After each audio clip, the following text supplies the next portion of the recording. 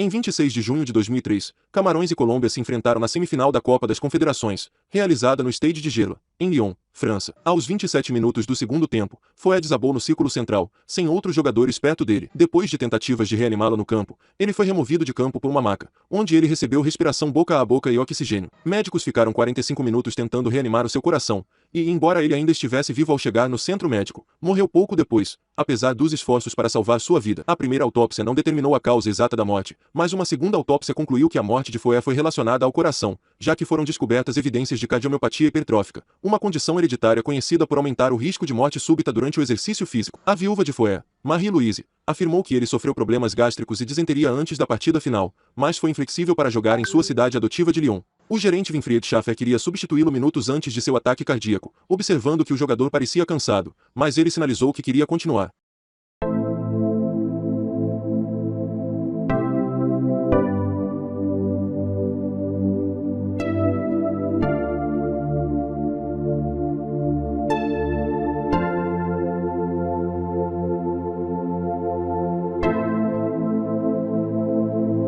No dia 25 de janeiro de 2004, o Benfica viajou até Guimarães. Após impedir um lançamento lateral ao jogador adversário, Ferrer recebeu um cartão amarelo, tendo de seguida sentindo-se mal acabando por cair desacordado no campo. Os médicos e colegas perceberam imediatamente que tinha sofrido uma parada cardíaca, e o seu colega Socota tirou-lhe a língua da garganta com as suas próprias mãos para que Miki não sufocasse, tendo em seguida sido submetido a manobras de reanimação. Nesta altura todo o estádio já se tinha percebido a gravidade da situação. Uma ambulância entrou no campo para transportar o jogador para o hospital. A sua condição física foi acompanhada ao longo do dia pelos médicos portugueses, e antes da meia-noite a morte de Ferrer foi confirmada. O médico legista mais tarde anunciou que Ferrer morreu devido a uma fibrilação ventricular devido a uma cardiomiopatia hipertrófica. Tinha 24 anos.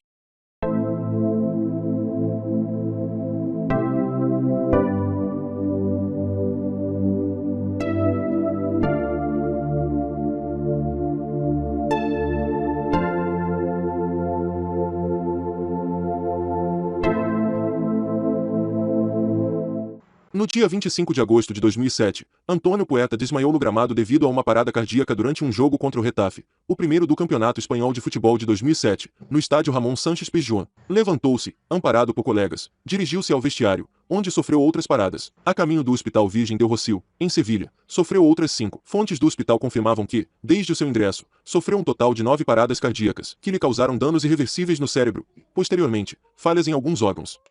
Faleceu 3 dias depois, às 14 horas e 5 minutos, devido a uma encefalopatia postanóxica, falta de nutrientes e oxigênio ao cérebro, causada por uma displasia ritmogênica do ventrículo direito, desenvolvimento anormal de tecidos, concretamente é a substituição progressiva das células por tecido fibrogorduroso, uma doença cardíaca congênita difícil de detectar e diagnosticar. Relatos posteriores à sua morte revelaram que Puerta já tinha sofrido 2 comoções graves enquanto jogava, a primeira vez num jogo amistoso contra o Badajoz e outra durante os treinos. A última fez com que fizesse um exame detalhado, no qual não foi detectado nada anômalo. Puerta deixou a namorada grávida, de 8 meses, do seu primeiro filho.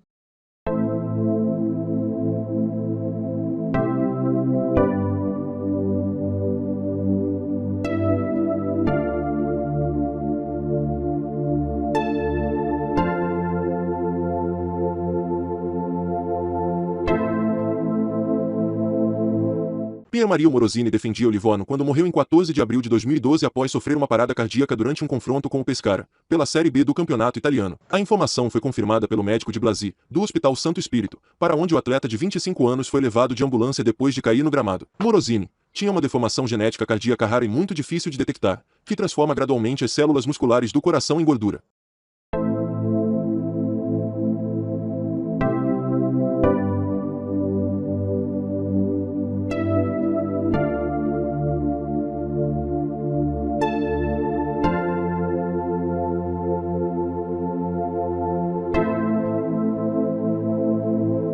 Em 6 de maio de 2016, durante um jogo do campeonato romeno entre Dinamo de Bucareste e Vitorul Constana, a partida estava 3-2 para o Dinamo quando Ekin desmaiou no campo pouco tempo depois de entrar em campo. O jogo foi interrompido e os companheiros de equipe e adversários pediram a entrada dos médicos, que socorreram o volante. Apesar de ter recebido atendimento na ambulância, ele morreu 2 horas depois no hospital. Antes do acidente, Ekin havia marcado um gol de pênalti para o Dinamo. A partida terminou empatada por 3-3. Dias depois foi constatado que sua morte ocorreu devido a uma parada cardíaca.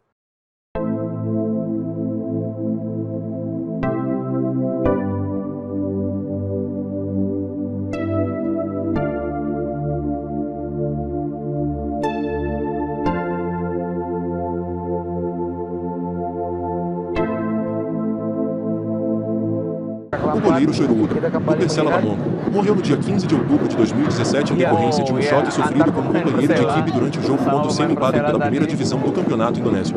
Nos acréscimos da etapa inicial, o jogador de 38 anos foi cortar um cruzamento e bateu cabeça, pescoço e peito contra o brasileiro Ramon.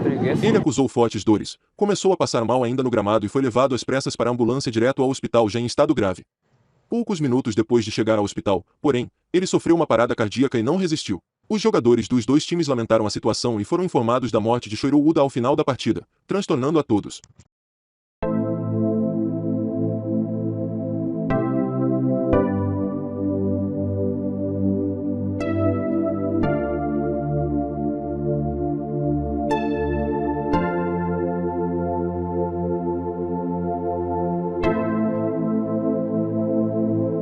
Serginho estava jogando em uma partida pelo Campeonato Brasileiro contra o São Paulo, no Morumbi, no dia 27 de outubro de 2004, quando sofreu um mal súbito em decorrência de cardiomiopatia hipertrófica aos 14 minutos do segundo tempo da partida. Depois que ele caiu no gramado, o jogador grafite não percebeu e tropeçou em Serginho.